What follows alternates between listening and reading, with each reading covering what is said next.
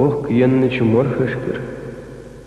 Догон дадымы жлегіш сынны, цундва кичу бәргіштір, лейгіш дадымыш, дәзденні. Ужлят цилигит виларсо, куану ждуху хайқыр аз. Сакильгиш, садок дуагде, әршлят, лейгіш куш. Я расскажу о своем Джамалдине, о моем, о том, которого я запомнил, которого я узнал и которого по сегодняшний день преклоняясь перед величайшим его талантом, перед личностью этой, которую я испытывал. Меня поражала какая-то удивительная простота его в общении с людьми. Язык, который он употреблял, как говорится, речь его, которую он употреблял в общении с людьми.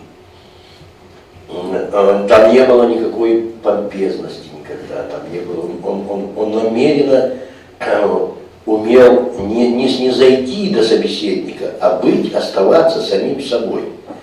Вот эта удивительная способность человека быть всегда самим собой и при этом притягивать к себе людей, это была черта Джамалдина, в отличие от многих других. И когда я уже знакомился с его поэзией,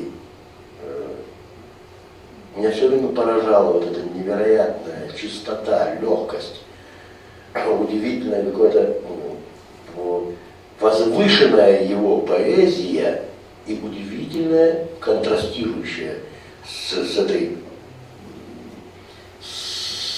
высотой, контрастирующая его приземленность, его простота, его какая-то его обыденность, что ли.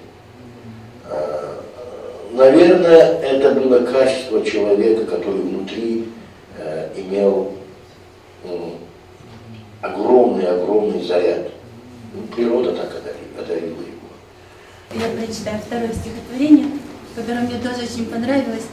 И вот то, что здесь проводится аналогия с Есениным, она как раз вот в этом стихотворении мне особо кажется явной. Мухоть губы собаки, саилые маяиха, мафила дык салерки, вадяхи, фатха мяха. Мукуна да садок, санек бы, махоза, макадай бы сакок, мух, хаба, хоза. Дук вахасу, хох, дыни, хасана деза, да ирис, мамот, дяхи, хасана деза. Такой перевод Арсения Тарковского к этому стихотворению звучит так. Как теперь глубок мой взор, как мой трезвый ум спокоен. Ты скажи, родной простор, я теперь тебя достоин? Сердце молодо мое, я навеки счастлив, зная, как прекрасное бытие и отчизна золотая. Жизнь, я так тебя люблю, как ребенок мать родную. На ладонь приляг в мою, и тебя я поцелую.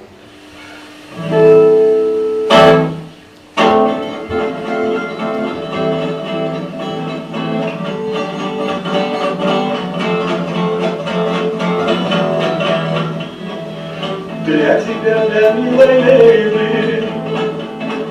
берегу луга цвету. Для тебя, для милой Лейлы, на лугу венок плету. Взор на мне останови, милая Лейла, преклони глаза твои, умираю от любви, милая Лейла. Лейла, Лейла, Лейла, Лейла, Лейла, Лейла, Лейла.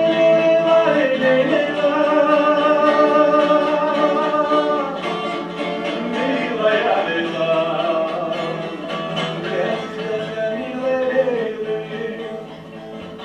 Для тебя земля цветет, для тебя, милая Лейлы, для тебя сладчайший плод. Взор на мне останови, милая Лейла, преклони глаза твои, умираю от любви, милая Лейла.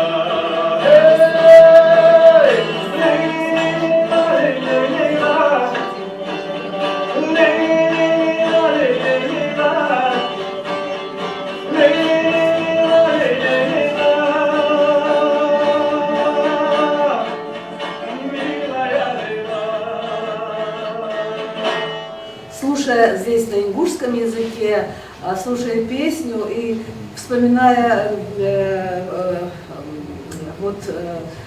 Марьям, я вдруг подумала о том, что устами Джамалдина Янгиева говорит ингушский народ. А это очень важно. Пока у народа есть свой поэт, да, который поет его песни, народ жив. И свидетельством или доказательством этого, если хотите, являются многие вещи. Но я не удержусь, чтобы не сказать несколько слов на таджикском языке, несколько строк нашего древнейшего поэта Фирдоуси, который свою великую шахнаме закончил такими словами. Басиранч бурдам бадин солси, аджам зиддакардам бадин поси, намирам азим паскима зиндам, китухми сухнамро харокандам. По-русски немножко попространнее прочитаю, несколько больше строк. Надежные дворцы с течением дней, от ветра рушатся, от солнца и дождей.